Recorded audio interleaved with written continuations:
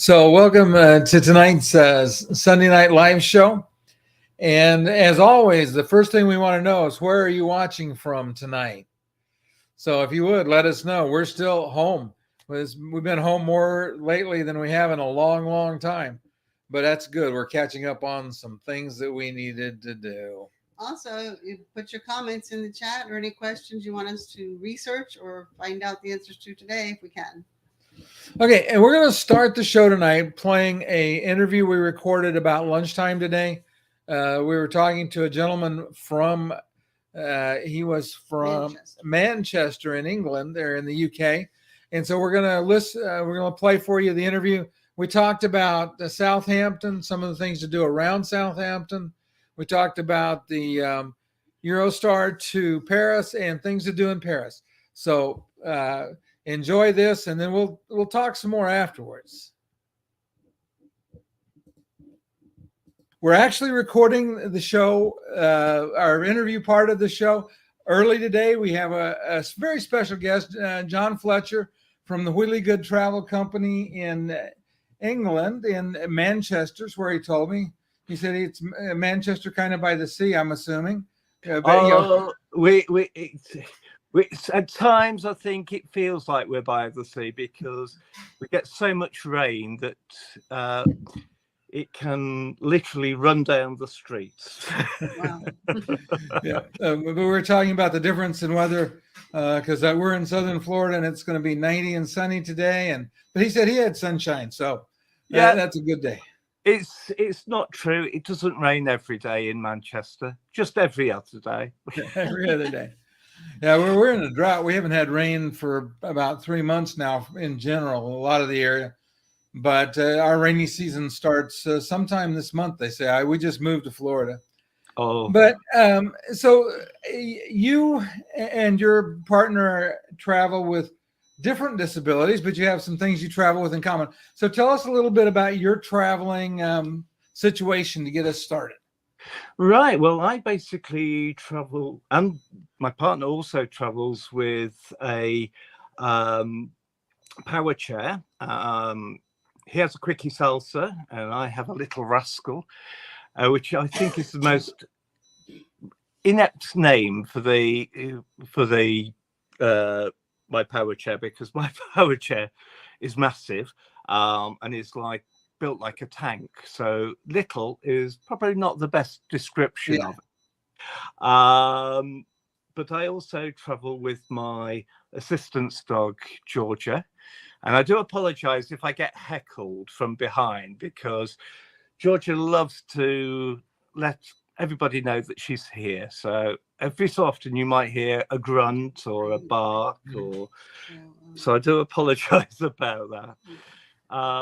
And Georgia travels with me as much as possible. The only place she can't travel to is the US, because the charity don't insure us to travel over to the US. But she travels most of Europe with us. So nice. She loves traveling. She likes flying. And her favorite thing is to cruise. So. Yeah, and she's like us then. Yeah. Oh yeah. She was the first assistance dog on Virgin Voyages, and she's been the first dog on both the Scarlet Lady and the Valiant Lady. Yeah. And we're desperate to see if she's going to be the first on the other two ships. So we'll see. Well, and I heard that she kind of pushed it because your partner also travels with a dog, right? His dog has now retired, so but my little pushy madam decided to push him out the way when it came to going on the Scarlet Lady. She just was like, "Excuse me, let me in. I'm here." Yeah, I saw that it was on your website. I saw that interesting fact, so I thought I'd share that. Yeah. So with two of you traveling with power chairs, and Cheryl travels with a power chair too, but she has one of the Will C2s, which for us is very convenient because it'll gate check. Yeah. It's small enough.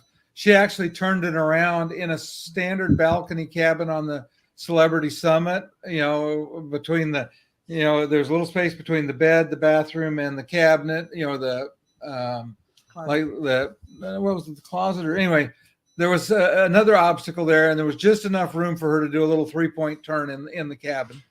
But you get very good at manoeuvring around in a power chair. I think this time we're going in October for my birthday, and we're going back onto Valiant Lady.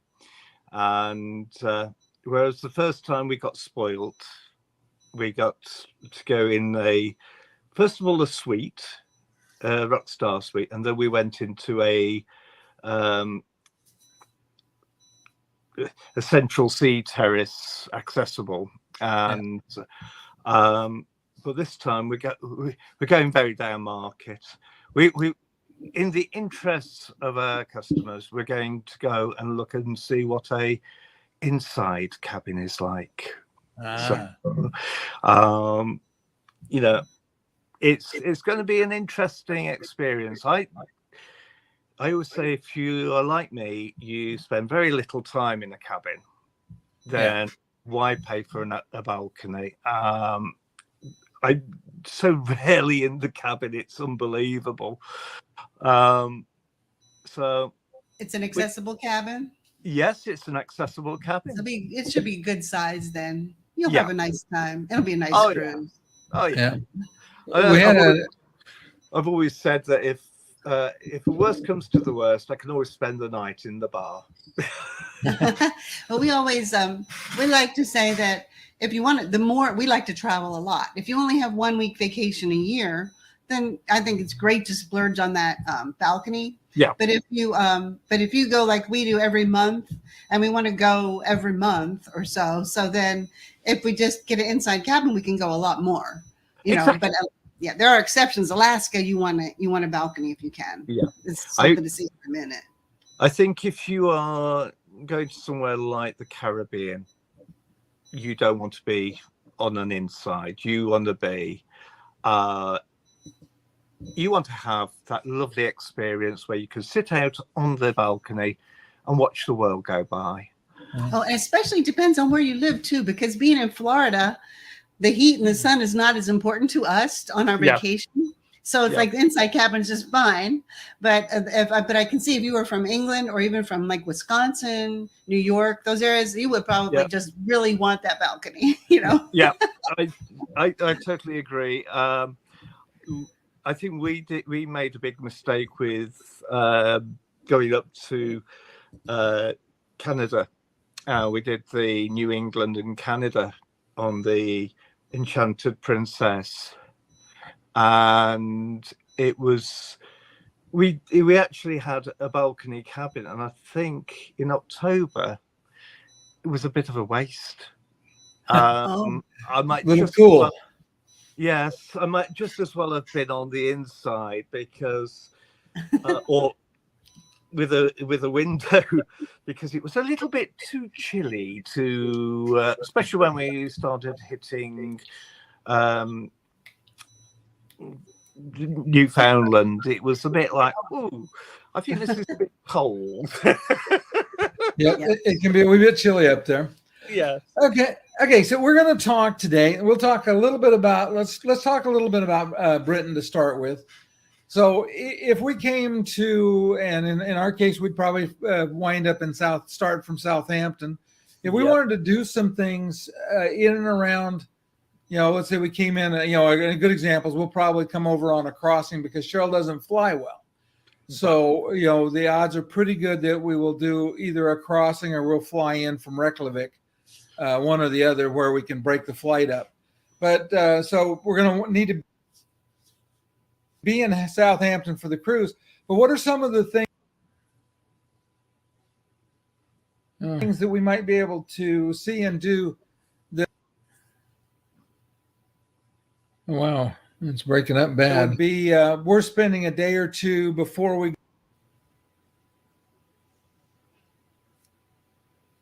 go to the ship. or after we get off the ship? Yeah.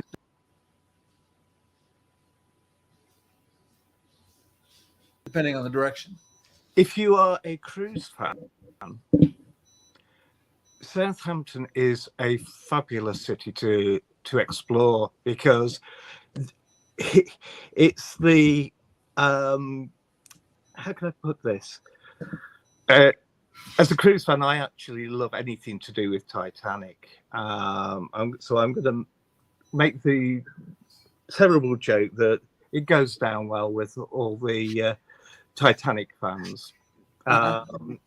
You know, there's certain places you have to go and see. For example, where the casino is in Southampton is actually where the is one of the places where the Titanic passengers would actually wait. So if you were not quite the top brass, but you weren't in the steerage, you would certainly have waited there.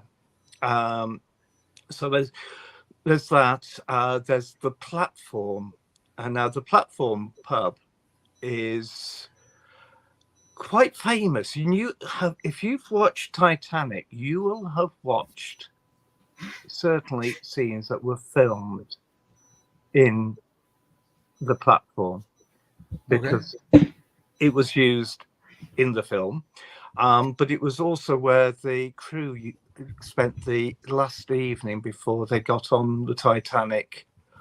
Absolutely fabulous. It's the most amazing little pub.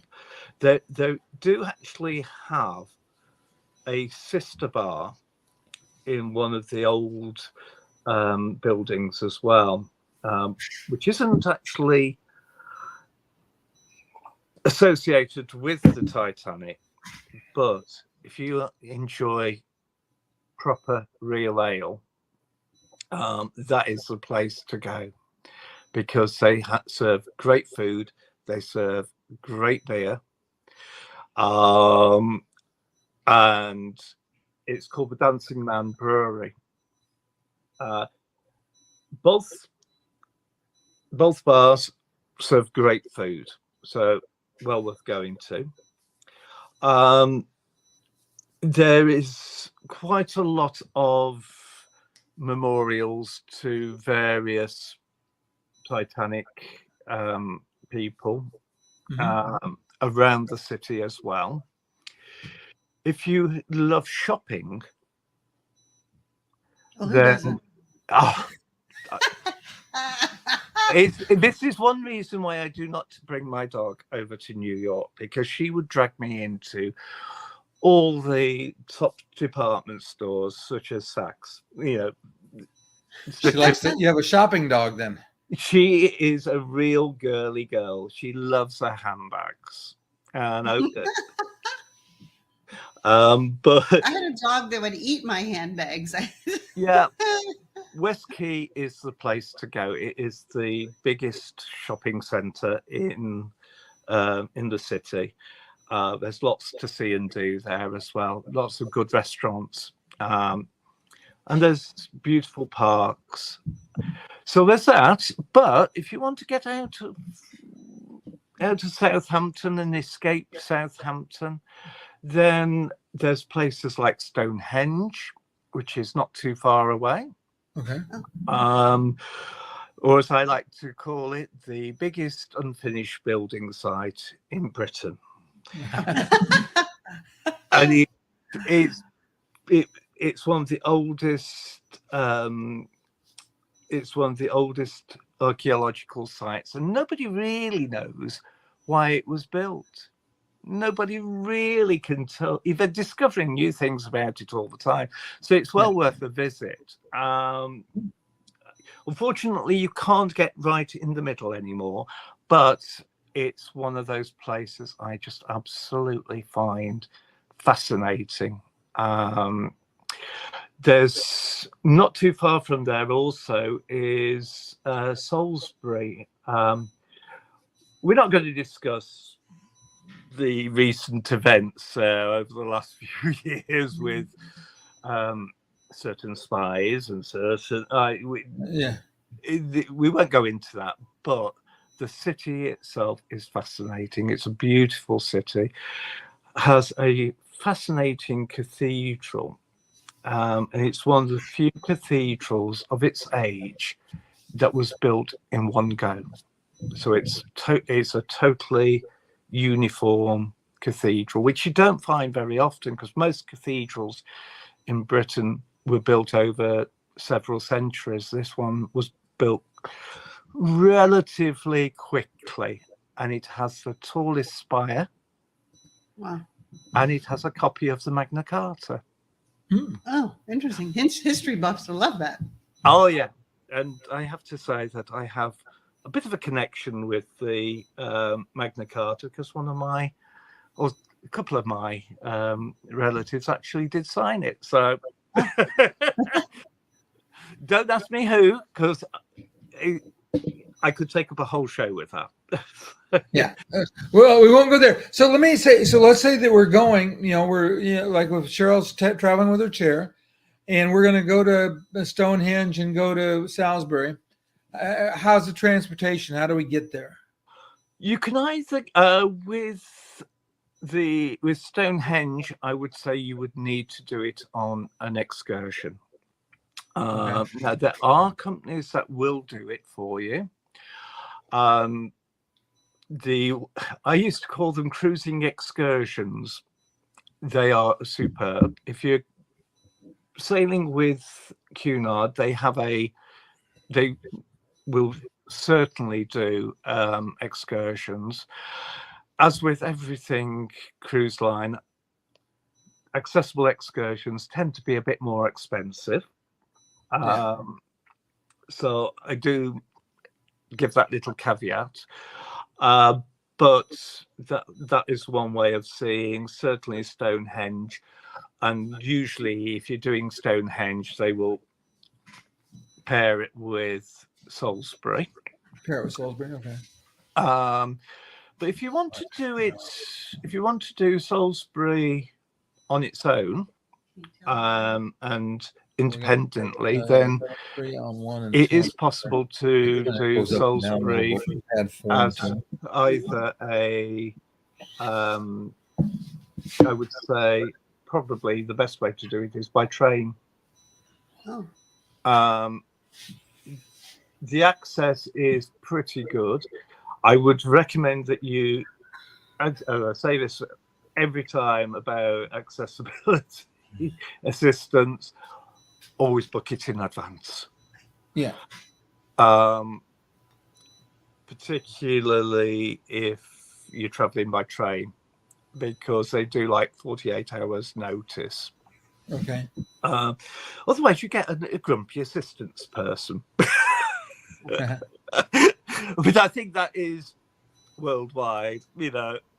If you book is it where they need to put a ramp out for you, or is it? Yeah. It's not quite as accessible as in the US. They have these big long ramps, and it's basically because we have a very old railway system. So I would say, don't worry about they will put out a ramp for you. And if you've got a really good assistance guy, they'll come on to the train, and if anybody's in the wheelchair space, they will throw them out.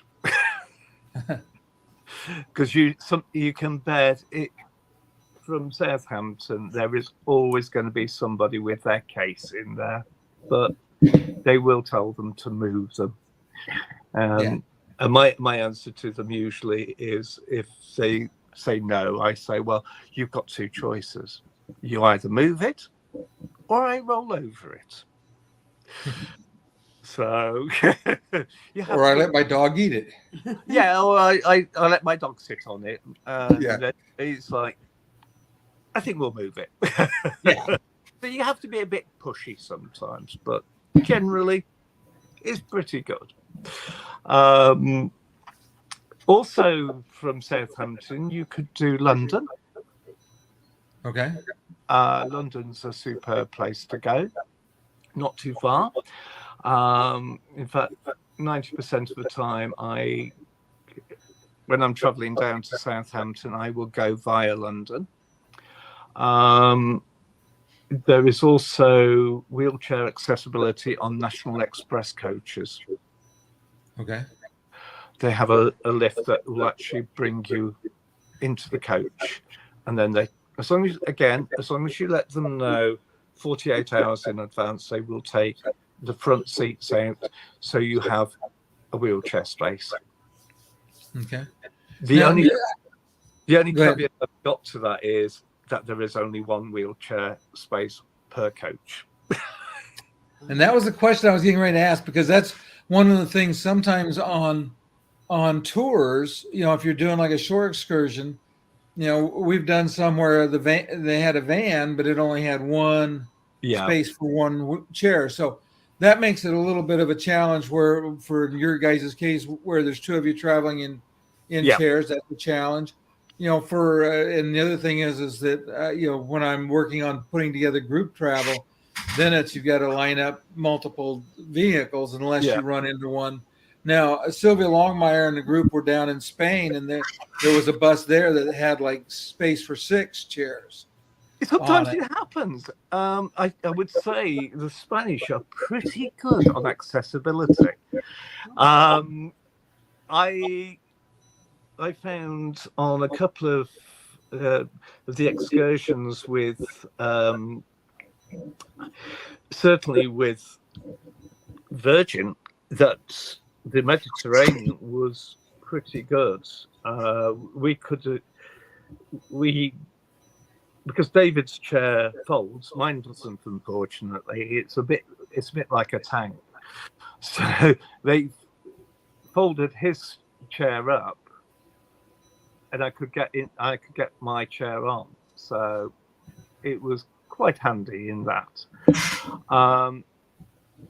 But certainly, we could talk about Barcelona for the whole show, I'm sure. Yeah. I on my website, I've actually got a wheelchair accessible tour that I did around Barcelona, Old Town, the Gothic Quarter, and that's well worth reading on the website. So yeah, I could tell you we're going to have you back, because we can't talk about all of Europe in one show. Yeah. But since I had somebody in the group, in our travel group, that was interested in Paris, and just since let's say that we get off the ship in Southampton, how hard is it to get from Southampton to the Channel, the train to Paris? Is that easy? Does that work or not? You would have to get, the best way to do it is to go to either Southampton Airport and get a short flight over to Paris. They do them. Okay. Or if you want to spoil yourself a little bit, and I found this is a really good way, is to go and get the Eurostar Channel Tunnel train, and that will go from, the best place I found to get it from is Ebbsfleet in Kent, and that is a bit quieter than the London station. You then, to get the wheelchair accessible spaces, only accessible spaces in standard plus or business class plus. Okay. Now, the good advantage of that is that your companion will go at standard fare. Oh, nice. So that's a nice little tip. Or if you go into Business Plus, certainly, you get treated because you get free drinks and you get free meal. Okay. So it's worth paying that little bit extra. And as somebody who did it many, many years ago, when Business Class Plus used to be called First Class, the meal is really, really well worth it. And if you're lucky and it's a quiet departure time, they will come round quite often with the bottle. Okay. So just be careful if that happens. Don't do as I did. They actually left the champagne bottle with me, which was fatal. And I've got it. I don't know whether you can hear a little bit of a echo there. I'm not sure what that is. We're fine. We're fine. Oh, that's good.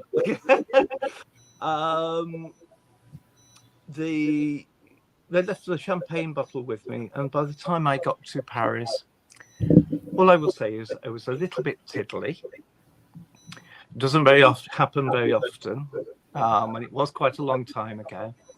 And I got offered a lift by the assistance guy on his golf buggy. The next thing I knew, he was actually delivering me to the hotel on a golf buggy. On a golf buggy. Okay. At least he delivered you to the hotel. Which was great fun. Yeah. Okay. So when we get off in Paris and we want to do some sightseeing, how is Paris for accessibility things? You can say the Louvre, in general, the big tourist sites, museums. Most of the art galleries do have a wheelchair accessible entrance.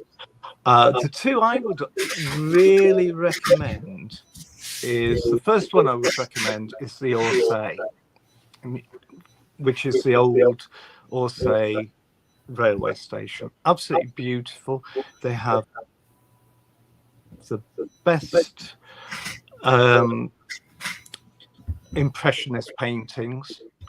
It's very beautiful paintings, really accessible. The other one I would recommend is literally across the river. And you go to the museum, I can never say that word, the Orangery. And that used to be a private collection. It's one of the best kept secrets, because everybody heads to the Louvre, which is fabulous. What you do need to do is to ask to be let in at the step-free entrance, because there is steps up to the main entrance, but you can go to the group entrance and they will let you in at the step-free. Okay. It's late 19th century, early 20th century impressionist and post-impressionist paintings. But the special secret that everybody misses because they don't know about it is in the basement, and you can get a lift down there, I'm told. I seem to remember it being there on my last visit.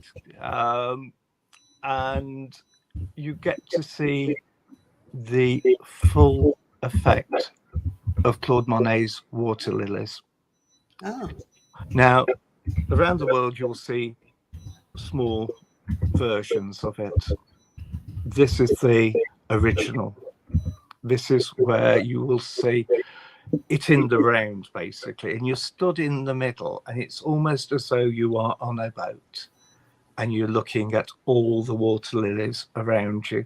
And then you go into the next room, and then it's the same again, and it's almost Was as it though like an immersive experience? Very much so. Absolutely fabulous. And a lot of tour guides don't tell you about it. It's one of the best kept secrets. Yeah, I did a Van Gogh immersive, and that in North Carolina, and that was wonderful. The only difference is this is the real painting. Okay. Yeah. This isn't projected. This is Yes. like Wonderful. you could go up and you could touch it and go. But if you do, I'm sure somebody would tell you off. Yes, wouldn't want to touch it. Yeah, they would prefer you not leave any oil on the painting. Yeah, but it is absolutely fabulous. It's one of the best art experiences you will ever have, because this is his pièce de résistance. He never ever did anything like it again. So what you see in the art galleries around the world are his trials and his little sketches, really, compared to this. Wow. Um, How is transportation in Paris? Is it fairly easy to find accessible transportation? Yes, very easy. Now, the one thing I would say is everybody knows the metro. Steer clear of it. It is not accessible. 13 out of 14 of the lines are inaccessible for wheelchair users. However, the good news is the buses are very accessible. They all have automatic ramps. They all have wheelchair spaces. And the best about it is the bus drivers are notorious for anybody who stands in the bus in the wheelchair space of chucking them out. They will throw out the space. In fact, there was a recent story in the press where one bus driver, because somebody would not get out of the wheelchair space, actually emptied the bus, let the person in the wheelchair on, closed the doors, and went. That is how accessible it is, and they don't take any messing with disabled people. It's like Nice. you are our priority. Believe me, I would not argue with a bus driver in Paris. Having seen them how they drive, it's you stay on the right side of them. Okay. What about, do they have like accessible taxis if you needed to go somewhere that it might not be easy to make a bus connection? They are expensive, but they are available. If you are going to the airport, you can either take the RER, but there is a airport bus as well. But to be honest with you, the best way to get around Paris is to go by bus. Okay. Because you'll see more of it. I actually now feel sorry for any metro passengers, because most of the time they are in the dark. Yeah. And by the time you've walked along the tunnels, you could have probably got there anyway, but by bus. I have one little tip, and this is a tip that I got from a friend who has recently been. There is a little tourist train. Now, I don't know whether you've ever seen these tourist trains. They usually look absolutely silly.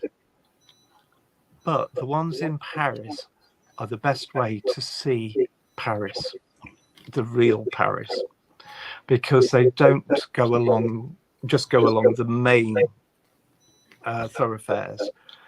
They head off, because they're smaller, down the little side streets, down the little back streets. So you get to see Paris in all its beauty. And you get to see the real Paris, the real nitty-gritty of the city, and that's the part of Paris I actually love better than the main thoroughfares. The main thoroughfares, don't get me wrong, they are very beautiful, but you get down the back streets and you start to meet the real Parisian people. You find the best bars, you find the best places to eat. And my tip for eating in Paris is don't do the tourist thing. Don't sit on the pavement, because that's where you're going to pay the most. Get as close to the bar as you can. If you can eat at the bar, do it, because that's the cheapest place. Oh, interesting. It tends to be, if you're eating out on the pavement, you pay the most. If you're eating in a canopied area, that's the next most expensive. If you eat in the main room, in the main dining room, you pay almost the least. And if you can sit at the bar and chat to the barman while you're having your meal, that's where you're going to save the biggest amount. And it's also where you get the best tourist trip. You also get the best travel tips as well. Okay. Very good. Now, so you mentioned restaurants. So are the restaurants in the let's say that if you're not in a like a hotel or something, but just the restaurants on the street, are they generally pretty accessible? They're getting more and more so. The Parisians seem to be really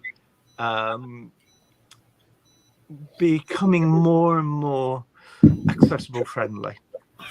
A couple of the restaurants that I absolutely love, and one, you'll probably laugh at me when I tell you this, but one of the best restaurants in Paris is in a department store called Printemps, and it's on the Boulevard Haussmann.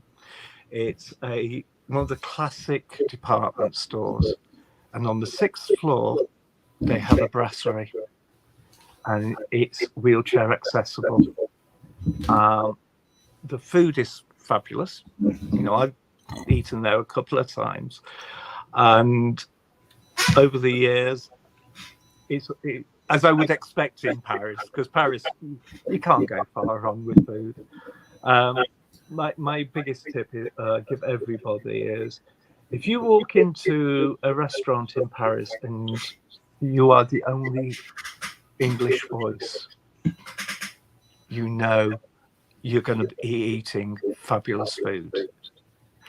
If you go into say for example, a restaurant on the Champs-Elysees and it's all English voices, I walk out.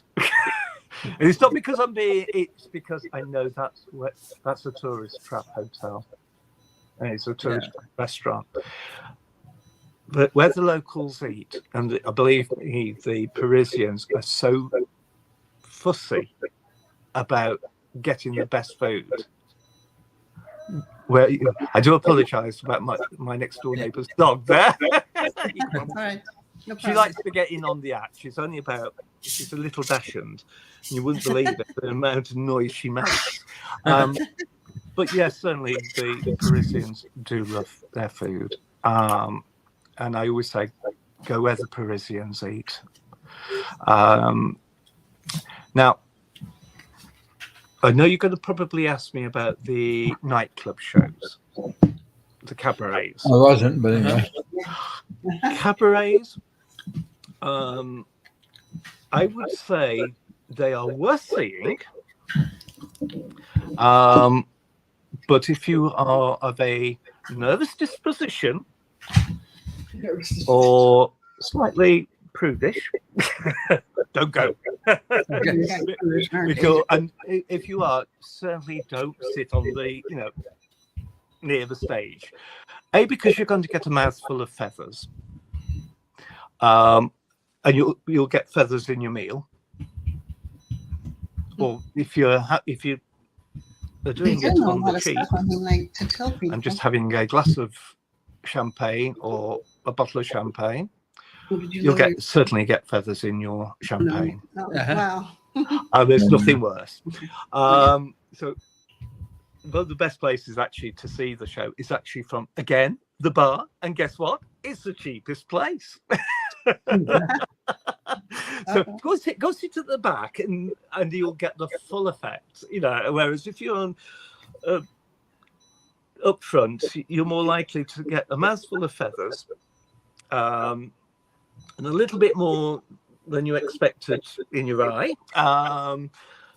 But certainly the Moulin Rouge is well worth going to see. I love the Moulin Rouge.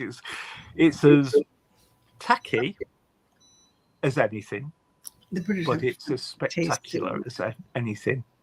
And you never know who you're going to see or who you're going to be sat next to.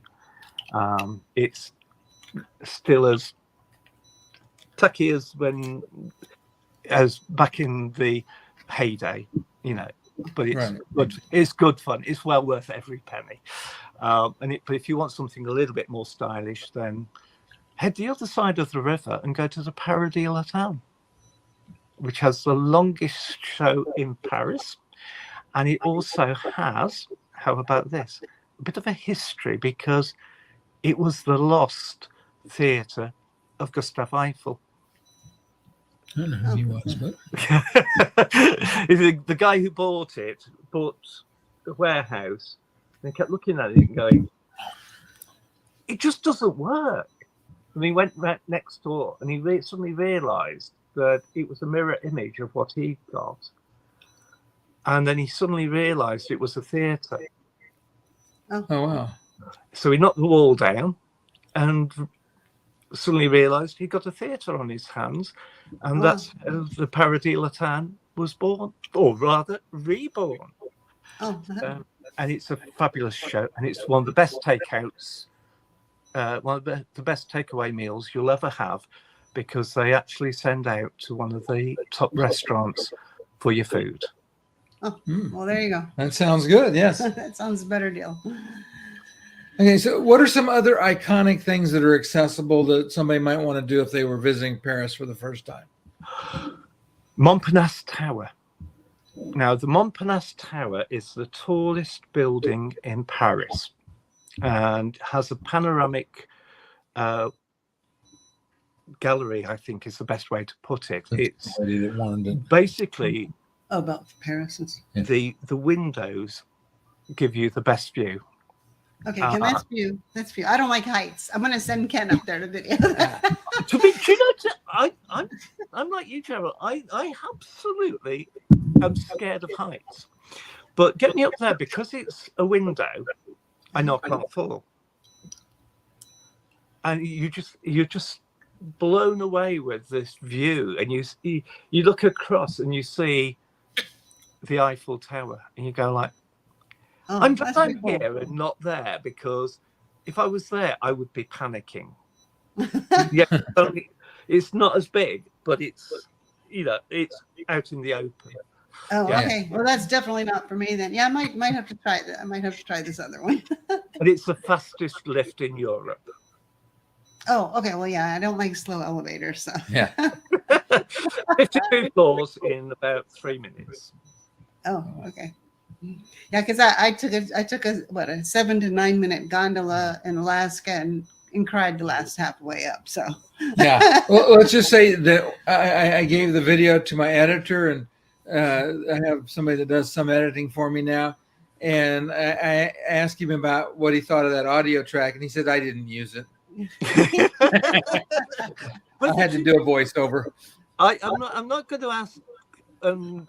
Sort of, how could I put it? I'm not going to embarrass anybody, but was the language that bad?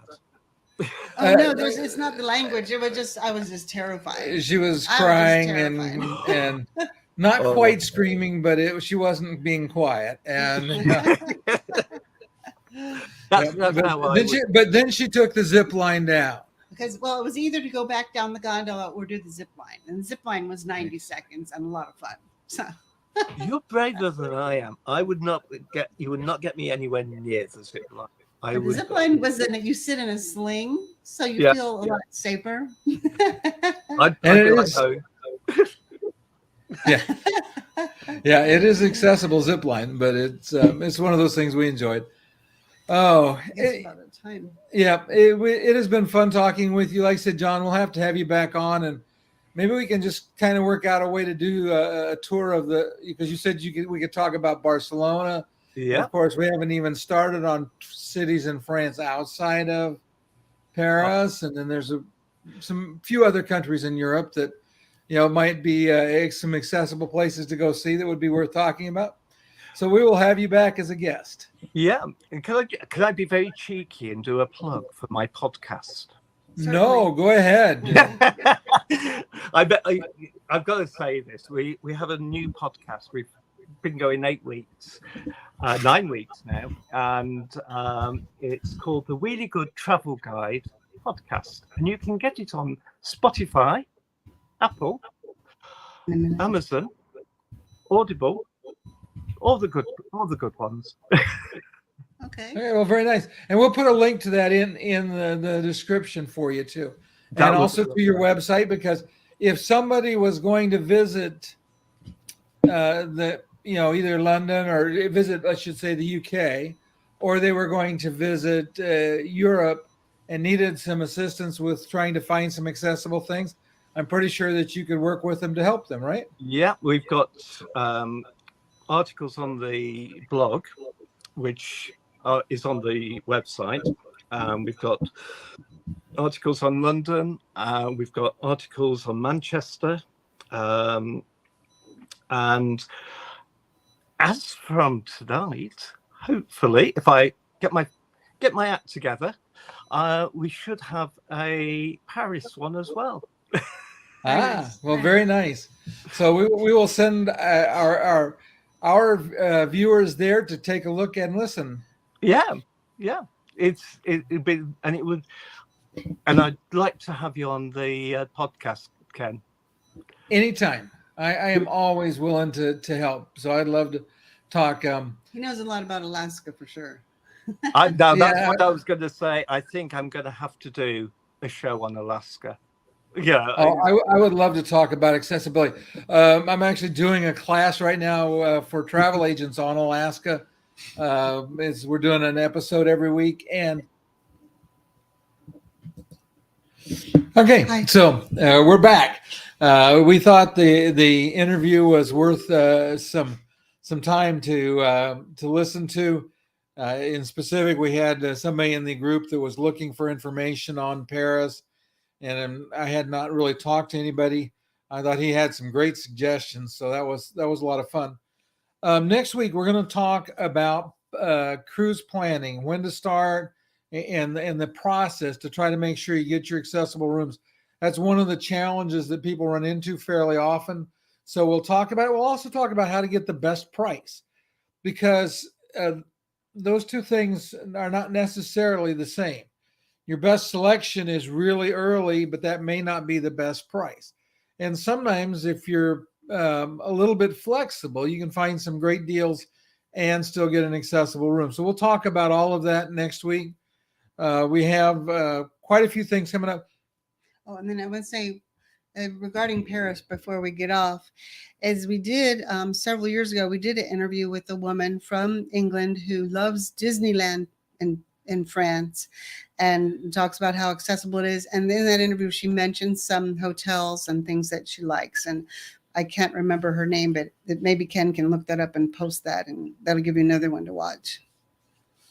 Yeah, and for Pam, who has been chatting with me in the chat, price is definitely a big deal when you travel that far. All I can say, Pam, is stop feeding your husband, start saving the pennies.